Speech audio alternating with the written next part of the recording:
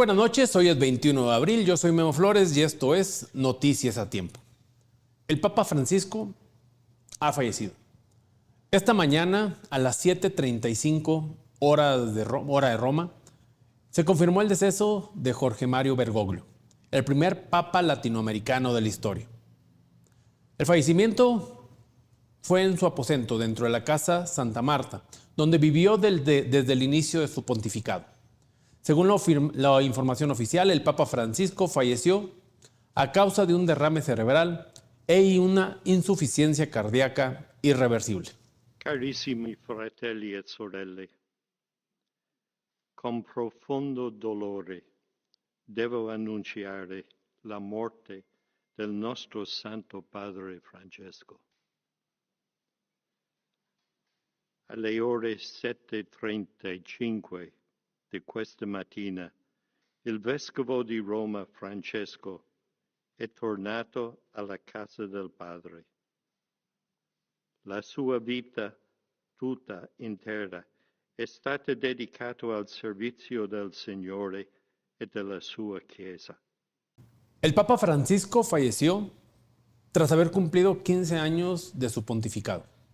Falleció después de haber cumplido 88 años. Se convirtió en el segundo papa más longevo en funciones, solo por debajo de León XIII, que duró 25 años como pontífice y falleció estando en funciones a los 93 años. El Papa había sido dado de alta apenas el 23 de marzo, luego de permanecer 38 días hospitalizado por una neumonía grave. Fuentes oficiales del Vaticano confirmaron que durante dicho periodo, el Papa sufrió 2 episodios críticos de salud. A pesar de todo, y contra muchos pronósticos fatales, el Papa Francisco, a sus 88 años, fue dado de alta. Aunque no pudo presidir las ceremonias tradicionales de la Semana Santa, el Papa Francisco mostró fuerzas de flaqueza y el pasado 17 de marzo, el Jueves Santo, asistió a la prisión Regina Coeli para compartir con los prisioneros de dicha cárcel. Debido a su delicado estado físico, no pudo realizar el tradicional lavado de pies, pero sí estuvo presente con ellos. Al responder a cuestionamientos sobre su estado de salud, el Papa contestó: la vivo como puedo. Questa Pasqua così complicata dopo il ricovero, come la vive? Come posso. E la vivo come posso. Andiamo. Grazie mille.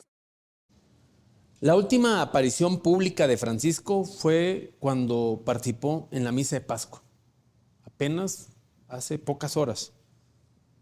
Salió desde el balcón de la Basílica de San Pedro para impartir la bendición Urbi et Orbi a todos los asistentes. La sorpresa fue que el Papa Francisco salió del Vaticano, salió de la Basílica de San Pedro.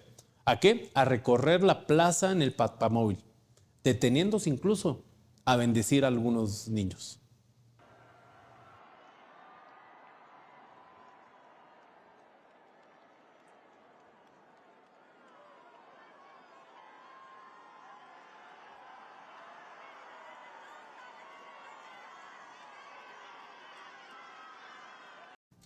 Parece cosa de no creerse que tan solo unas cuantas horas antes de su fallecimiento, el Papa haya tenido fuerzas de flaqueza a sus 88 años para salir del balcón de la Basílica de San Pedro, para salir a la Plaza de San Pedro a despedirse de muchos fieles creyentes de la Iglesia Católica y de muchas otras iglesias que creían en la bondad y en los principios que enarbolaba el Papa Francisco. Esa misma mañana recibió en su residencia al presidente de los Estados Unidos, a J.D. Vance, a quien reprochó el trato de la administración de Donald Trump hacia los migrantes. Es importante recordar que el Papa Francisco proviene de una familia de inmigrantes italianos que se trasladaron a Argentina para buscar un mejor porvenir para los suyos. Pray for you every day. God bless you. So good to see you. Good morning. How are you? Find yourself. Good. Yeah, thank you. I've not been feeling great, but it's good to see you in better health. Las reacciones a nivel mundial del pésame por el fallecimiento del Papa Francisco no se hicieron esperar. En Argentina, el presidente Javier Milei expresó sus condolencias por la muerte del Papa Francisco. En un mensaje publicado a través de su cuenta pública de X, Milei destacó la bondad y sabiduría del pontífice, a pesar de las diferencias que ambos habían tenido en el pasado.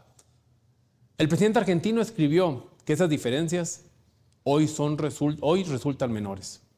El tono del mensaje contrasta con los ataques del pasado. Milei había llegado a llamar al Papa imbécil, incluso lo llamó representante del diablo en la tierra. Pero en los últimos meses había suavizado su postura. En un comunicado oficial, el gobierno de Argentina recordó que en el 2013 Jorge Mario Bergoglio se convirtió en el primer argentino en liderar la Iglesia Católica a nivel mundial. Dicen lo hizo con entrega y amor desde el Vaticano. La República de Argentina lamenta profundamente la partida de su santidad, señala el texto y extiende sus condolencias a la familia de Bergoglio. Desde la jefatura del gabinete confirmaron que Javier Milei suspendió toda actividad de su agenda para viajar hacia el Vaticano y estar presente en el funeral. Además, el mandatario decretó 7 días de duelo nacional. Desde Estados Unidos también hubo pronunciamientos por el duelo por el fallecimiento del Papa Francisco. El presidente de Estados Unidos, Donald Trump, reaccionó al fallecimiento del Papa Francisco con un mensaje a través de su red social Truth Social. El presidente de Estados Unidos dijo o escribió: descanse en paz, Papa Francisco. Que Dios lo bendiga a él y a todos los que lo quisieron. Además, el presidente estadounidense firmó una proclamación oficial, la cual indica que la bandera de Estados Unidos ondeará a media asta como señal de duelo por la muerte del Papa Francisco. I just signed an executive order putting the flags of our country, all of them, all federal flags and state flags, at half-mast in honor of Pope Francis. So he was a good man, worked hard, he loved the world, and it's an honor to do that.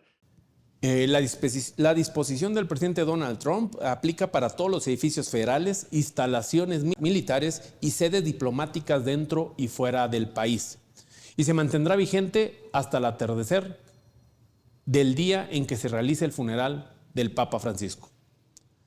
Desde México, la presidenta Claudia Sheinbaum también se sumó al duelo internacional por la muerte del Papa Francisco.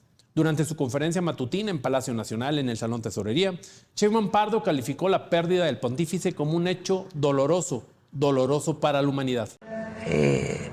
Por supuesto, nuestro pesar por el fallecimiento del Papa Francisco,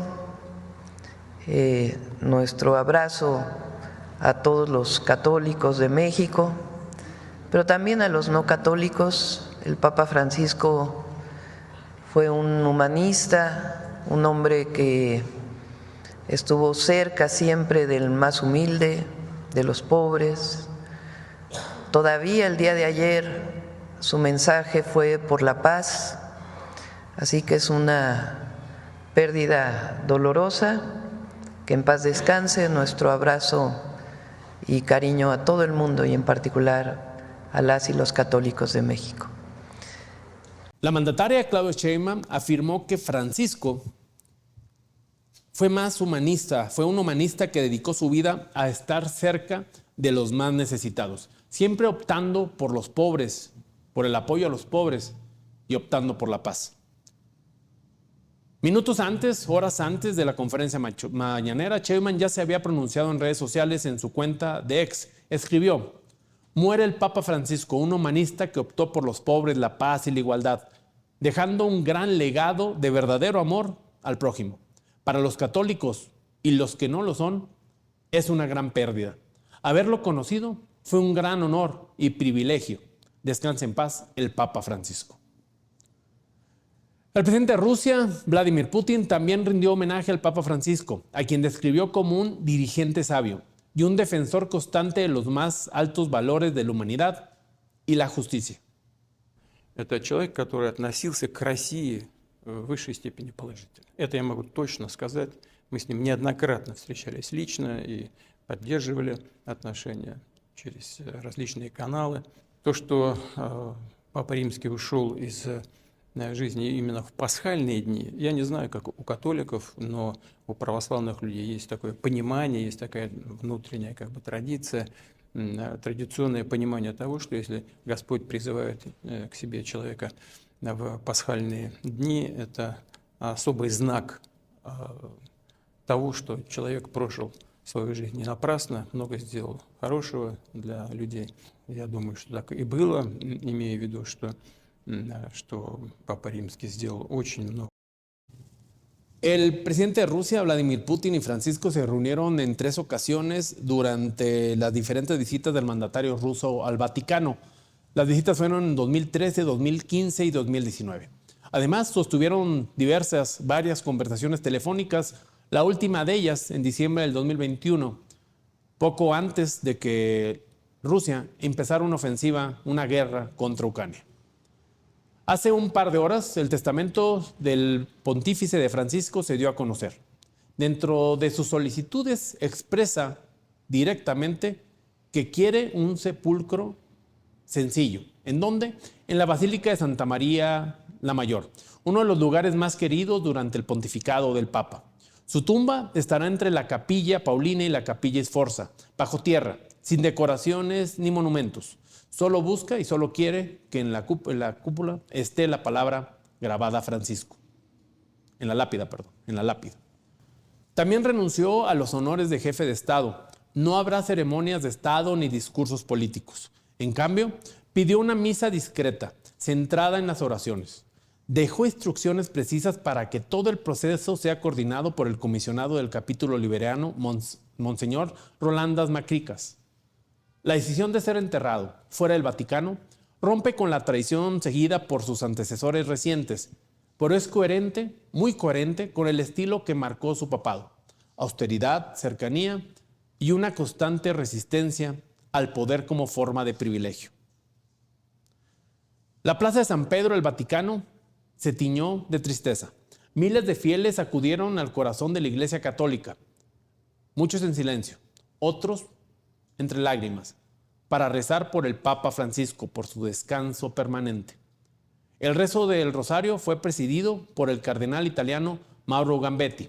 A los pies de la basílica, miles de personas se reunieron para orar por el Papa Francisco.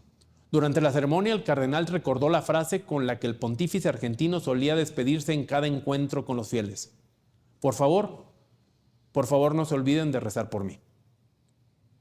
Tras el canto del Gloria Patri, se procedió con las lecturas a cargo de 2 religiosas que simbolizan una de las principales apuestas del Papa Francisco: el fortalecimiento del papel de la mujer dentro de la Iglesia Católica.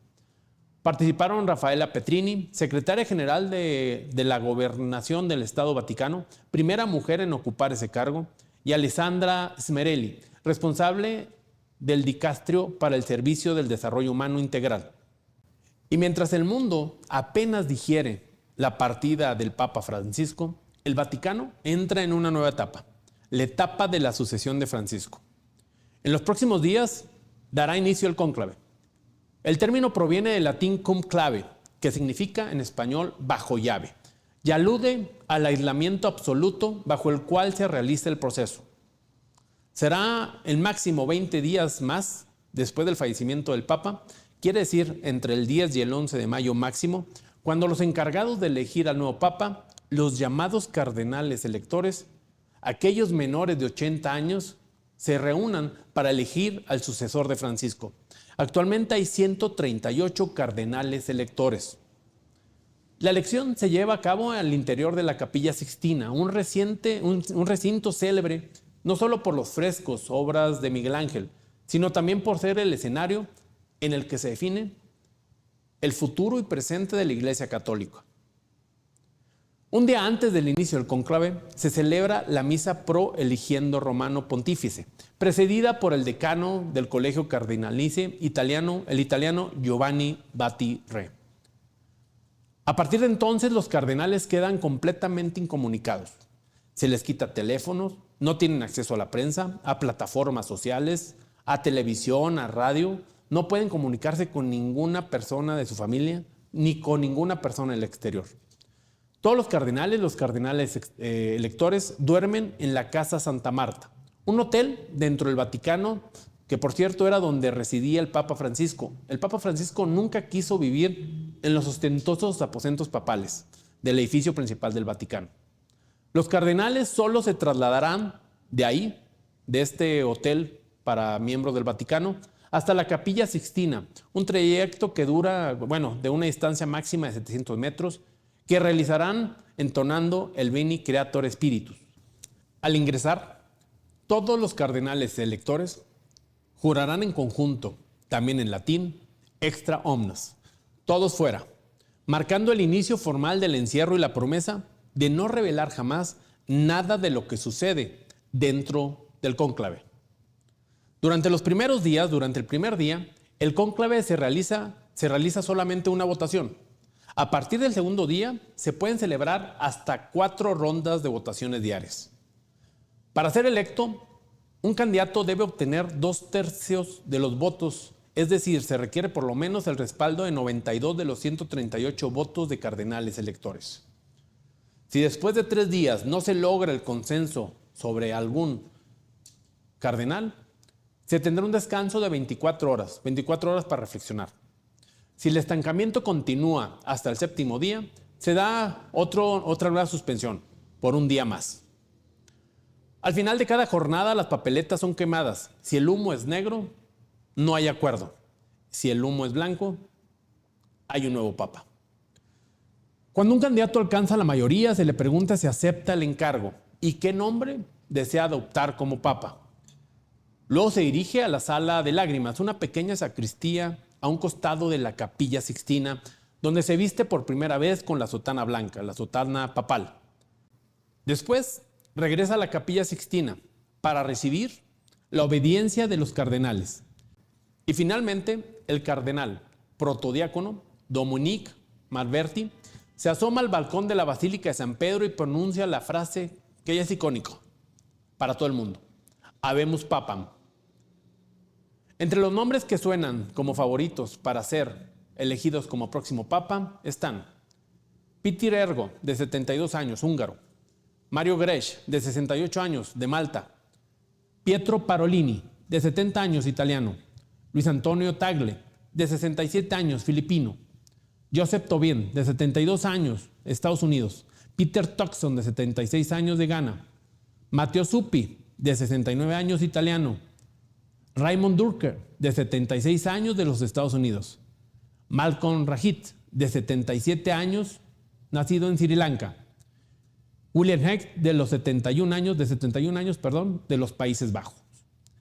Con pocas probabilidades, pero también son cardenales elegibles, están 2 mexicanos: Carlos Aguilar Retes, de 75 años, actualmente arzobispo primario de México; y José Francisco Robles Ortega, de 76 años. El Papa Francisco deja un legado imborrable en la historia de la Iglesia Católica, marcado por su cercanía con los más necesitados y por su lucha constante por la defensa de los derechos humanos y su incansable labor para enfrentar los desafíos de un mundo moderno. En más información, en medio del luto global por la muerte del Papa Francisco y aprovechando una audiencia masiva generada por su cobertura, algo no creíble. Televisa ha comenzado a transmitir en México, pero no solamente Televisa, otros medios de comunicación también, otras cadenas televisivas, medios convencionales, han comenzado a transmitir en México la propaganda del gobierno de Donald Trump para detener la migración, propaganda contra los migrantes. Se trata de un comercial producido por el Departamento de Seguridad Nacional de los Estados Unidos en el que aparece Kristi Noem, titular de la dependencia, lanzando un mensaje directo a los migrantes: no crucen la línea ilegalmente, no crucen la frontera. Esto alineado con la política migratoria de Donald Trump. I'm Kristi Noem, the United States Secretary of Homeland Security. Thank you, President Donald J. Trump, for securing our border and putting America first. Let me deliver a message from President Trump to the world. If you are considering entering America illegally, don't even think about it. Let me be clear. If you come to our country and you break our laws, we will hunt you down. Criminals are not welcome in the United States. For too long, weak leadership has left our borders wide open, flooding our communities with drugs, human trafficking, and violent criminals. Well, those days are over. Under President Trump, we are defending American families and restoring their safety. If you try to enter illegally, you will be caught, you will be removed, and you will never return. Follow the law, and you'll find opportunity. If you break it, you'll find consequences. Strong borders mean a stronger America. President Trump is making America safe again. Ante la intervención del gobierno de Estados Unidos en la televisión mexicana, la presidenta Claudia Sheinbaum, y ahora sí se mostró algo enojada, anunció esta mañana que enviará al Congreso una reforma para prohibir que gobiernos extranjeros difundan publicidad política en medios nacionales. La CONAPRED, la Secretaría de Gobernación, envió esta carta la semana pasada debido a quejas, porque la CONAPRED recibió quejas a distintos televisoras, Televisa, TV Azteca, radios, etcétera. Durante su conferencia en Palacio Nacional, la mandataria dijo que buscará reponer el artículo eliminado en 2014 de la Ley Federal de Telecomunicaciones y Radiodifusión que expresamente prohíbe este tipo de contenidos patrocinados por gobiernos extranjeros. Además, reveló que ya se envió una carta formal a los medios de comunicación firmada por el director general de Radio, Telecomunicación y Cinematografía, Óscar Camacho Guzmán, y la presidenta de la CONAPRED, Claudia Olivia Morales Reza, donde se invita a las televisoras a retirar el spot de inmediato. Mientras tanto, el anuncio sigue al aire. Desde principios de abril, el comercial se ha transmitido durante partidos de fútbol, telenovelas y programación estelar, en horario familiar y en cadena nacional. En más información a nivel federal, la presidenta Claudia Sheinbaum el día de hoy dio detalles sobre la conversación telefónica que sostuvo la semana pasada con su homólogo estadounidense Donald Trump. Sobre el tema de los aranceles en acero y aluminio y en automotriz. No llegamos a un acuerdo, pero sí planteamos argumentos. Sin embargo, como ya lo vimos, México expuso argumentos favorables, especialmente en los sectores del acero, aluminio y automotriz, pero sin embargo, no se llegó, como bien lo mencionó la presidenta, a ningún acuerdo. La conversación tuvo lugar el pasado miércoles 16 de abril y ya es la quinta llamada entre ambos presidentes desde que Donald Trump regresó a su segundo mandato al frente del gobierno de los Estados Unidos. La presidenta Claudia Sheinbaum, la presidenta mexicana, también anunció nuevas medidas para abordar la polémica generada por el manejo del agua en la frontera con Estados Unidos. Durante su conferencia, la presidenta informó que la Secretaría de Medio Ambiente, encabezada por Alicia Bárcenas, viajó este lunes a California para reunirse con autoridades de la Agencia de Protección Ambiental de los Estados Unidos. Además, confirmó que este miércoles se llevará a cabo una reunión técnica binacional para revisar el estado del agua en el río Bravo. La visita de Bárcenas se produce tras una denuncia del senador republicano Tim Schalke de Montana, quien acusó que México está vertiendo millones de galones de agua contaminada desde Tijuana hacia el Océano Pacífico. La respuesta de Sheinbaum, aseguró ella, que en breve comenzará a operar una planta tratadora en Tijuana, diseñada para eliminar las aguas residuales. México está a días de que se funcione al 100% la planta de tratamiento que está en Tijuana, que disminuye la contaminación hacia el Pacífico. Falta una parte que tiene que hacer Estados Unidos. Este fue un acuerdo que firmó el presidente López Obrador con su homólogo, el presidente Biden, y por los gobiernos estatales. En su intervención hoy por la mañana, Sheinbaum reafirmó en este tema del agua que México cumplirá con lo que está acordado en el Tratado de Aguas de 1944, que ella misma ha dicho que es favoreciente para México, asegurando que el país cumplirá con lo estipulado siempre y cuando de ninguna manera se vea afectado el consumo humano ni el uso agrícola de este recurso. De la que ya hablaron hoy en la conferencia mañanera de Claudia Sheinbaum, pero no para bien, fue de la senadora coahuilense, hija de mi amigo Armando Guadiana, Cecilia Guadiana. La presidenta fue increpada por el youtuber, periodista, afín al movimiento de Morena, Manuel Pedrero. Manuel primero comentó que durante el fin de semana tuvo la novedad de que Cecilia Guadiana lo demandó por violencia política de género. ¿Por qué? Dijo él. Por difundir que los programas del bienestar en Coahuila estaban siendo utilizados para beneficiar la imagen de Cecilia Guadiana con fines publicitarios, recalcando que la delegación del bienestar en Coahuila es manejada por el novio de Cecilia Guadiana, Américo Villarreal. Y hace 2 meses hicimos una investigación de cómo la actual senadora de la República, ya ve que usted a través de su gobierno está proporcionando apoyos para las mujeres adultas mayores, y la senadora, esto no es una opinión, es un hecho, y es un hecho público, se puede constatar también en sus redes sociales, pues tiene una relación sentimental con el actual delegado del bienestar, Américo Villarreal Jr., Américo Villarreal hijo. ¿Qué es lo que sucede? Estos programas sociales, Presidenta, cuando llegan a Coahuila, cuando las personas y las mujeres lo reciben, son gestionados, son recibidos con personal de la senadora Cecilia Guadiana en un esquema bastante similar como en otro caso del norte, donde se muestra su cara, se muestra su nombre y le dicen, recuerde, este apoyo viene de la senadora Cecilia Guadiana, acuérdese de Cecilia Guadiana. Esto lo denunciamos hace un par de meses en nuestro noticiero y este fin de semana nos enteramos que la senadora pues procedió también contra un servidor por violencia.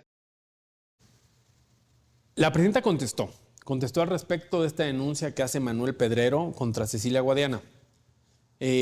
Lo que no se quiso meter, en lo que no se quiso meter la presidenta, y dijo que hay que respetar la privacidad de las personas, es la relación que tiene Américo Villarreal, el delegado del bienestar aquí en Coahuila y quien coordina los programas sociales de la presidencia, y hijo del gobernador de Tamaulipas, Américo Villarreal, con la senadora Cecilia Guadiana. Pero sobre la utilización de los programas sociales, esto fue lo que dijo la presidenta. Bueno, a todas y todos los mexicanos, los programas sociales están establecidos, muchos de ellos ya en la Constitución, son derechos del pueblo de México, no están sujetos a ningún senador, senadora, diputada, diputado, algún partido político, son para todas y para todos.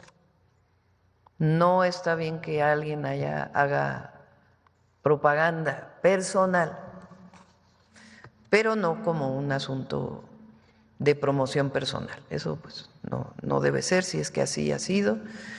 Creo yo, la verdad, que la parte personal esa hay que dejarla de lado, de quién es pareja o no una persona. Ese es un asunto privado. Hace un par de semanas la regañada fue Andrea Chávez, la senadora de Chihuahua, también por el uso desmedido de recursos para promocionar su imagen en búsqueda de la gobernatura de Chihuahua en tiempos ilegales. Ahora le tocó el regaño a Cecilia Guadiana. Esperemos tome en cuenta los comentarios de la presidenta Cecilia Guadiana y haga caso a lo que profesaba su padre en cuestión del servicio público. En más información, el gobierno federal asegura que la gasolina ya bajó. Esto según la Profeco. El 92% de las estaciones de servicio en México venden el litro por debajo de los 24 pesos. Sí, lo venden a 23.999999. Esta información fue dada por el propio procurador del consumidor, César Iván Escalante, quien detalló que al 15 de abril el precio promedio se ubicó en 23.65 pesos por litro. Una baja de 2.3% respecto al 27 de febrero, cuando arrancó la estrategia para estabilizar los costos. Pero no todas las estaciones han entrado en este acuerdo. Hay un 8% de las estaciones de gasolina en el país que siguen sin sumarse al acuerdo de tope máximo del precio de los 24 pesos por litro. Es de la gasolina verde, porque la gasolina roja anda rondando los 30 pesos por litro. La pregunta es si habrá sanciones para las estaciones que no entren a este acuerdo. La respuesta es no. ¿Por qué? Porque la presidenta Claudia Sheinbaum aclaró que se trata de un acuerdo voluntario y no de un control de precios. Voluntario, no lo hicimos obligatorio, porque el precio de la gasolina pues no está sujeto a un control de precios. Así está establecido actualmente. Entonces, lo que se hizo fue buscar un acuerdo voluntario, al que se han sumado ya prácticamente el 90% de las estaciones. No habrá sanciones, pero sí habrá chismógrafo.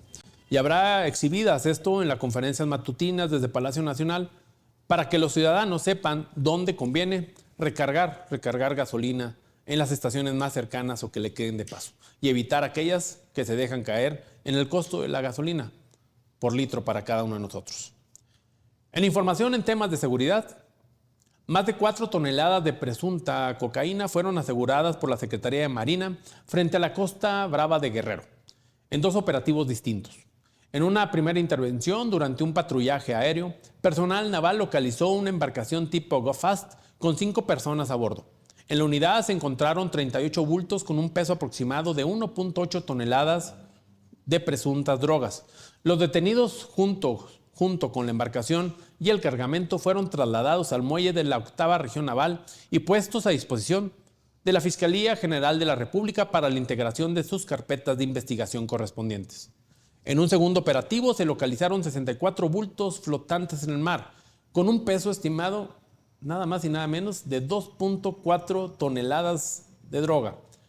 Ambos aseguramientos se realizan como parte de la Estrategia Nacional de Seguridad con la participación coordinada de la Secretaría de Marina, la Secretaría de la Defensa Nacional, la Guardia Nacional, la Fiscalía General de la República y la Secretaría de Seguridad y Protección Ciudadana, encabezada por Omar García Harfuch. En más información, 336 kilos de fentanilo fueron decomisados. Esa fue la cantidad solo en el mes de marzo en la frontera entre México y Estados Unidos. Este decomiso representa un aumento del 24.1% respecto a los decomisos de febrero. Los decomisos totales subieron un 40% en el mes. El fentanilo no es la única sustancia bajo vigilancia, la única droga bajo vigilancia. Esto según los datos de la Oficina de Aduanas y Protección Fronteriza. Otras que se vigilan en las metanfetaminas, que se han incautado más de 6.114 kilos de metanfetaminas, 74% más de lo que se ha incautado en otros meses. De cocaína, más de 1.763 kilos, 26% más. Recordemos que un aumento de las prioridades de la administración de Donald Trump es el combate al tráfico del fentanilo. Vámonos ahora a información económica, directamente a los Estados Unidos, a los mercados financieros que siguen teniendo repercusiones por las declaraciones y las políticas económicas de Donald Trump. Wall Street arrancó la semana con números, vaya que rojos. Los principales indicadores cayeron este lunes, a diferencia de los indicadores de las bolsas europeas y asiáticas. La caída de Wall Street en Estados Unidos fue impulsada por una creciente ola de incertidumbre, la misma que han tenido desde el inicio de la administración de Donald Trump. ¿Por qué? Por las declaraciones de Donald Trump contra el presidente de la Reserva Federal, Jerome Powell. Hoy, Donald Trump, a través de su plataforma social, aseguró que virtualmente no hay inflación y que a pesar de la caída en los precios de la energía y los alimentos, la Reserva Federal no ha reducido las tasas de interés. Los ataques continuos de Donald Trump contra Powell están generando dudas sobre la independencia de la Reserva Federal en la toma de decisiones sobre la política monetaria.